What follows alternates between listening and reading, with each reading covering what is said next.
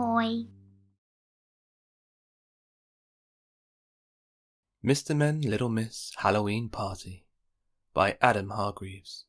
Created by Roger Hargreaves.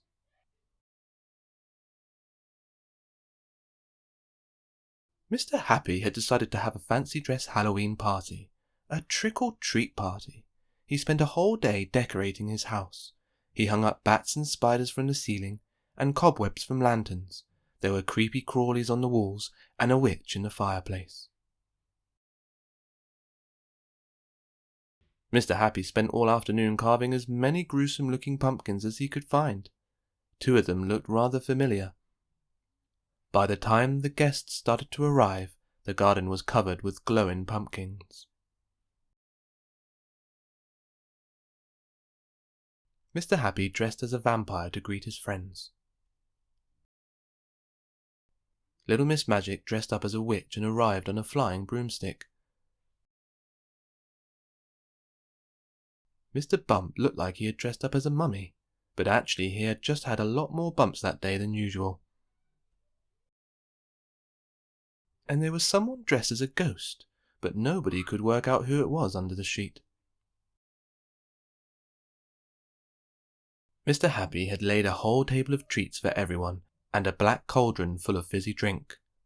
There was green jelly slime, strawberry jam blood sandwiches, meringue ghosts, and gingerbread skulls. There were games to play as well, like bobbing for apples. Mr. Noisy won easily. Well, he does have a very big mouth.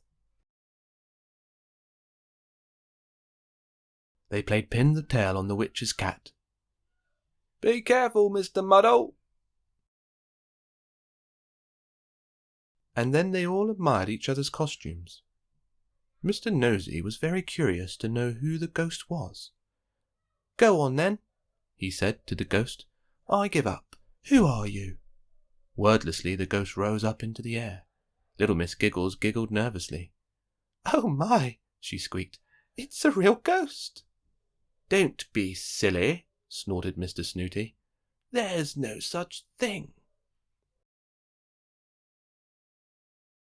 The ghost laughed an eerie, hollow laugh, and rattled its chains.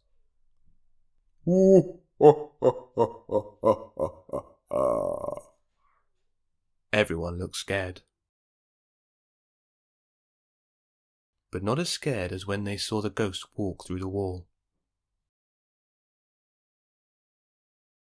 There was just a sheet left. There was no one there. Mr. Brave screamed a high-pitched scream.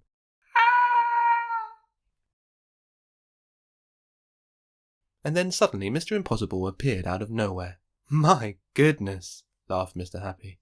"That was quite some Halloween trick. You really had us scared." "I wasn't scared," huffed Mr. Snooty, as he crawled out from under the table. "That was a clever disappearing trick," said Little Miss Tiny. "Yes, nearly as clever as that disappearing trick," exclaimed Mr. Impossible, pointing to the table that had been covered with treats, the table that was now empty, the table that Mr. Greedy was standing beside. A rather guilty-looking Mr. Greedy, a Mr. Greedy who couldn't help himself, a Mr. Greedy with a monster appetite.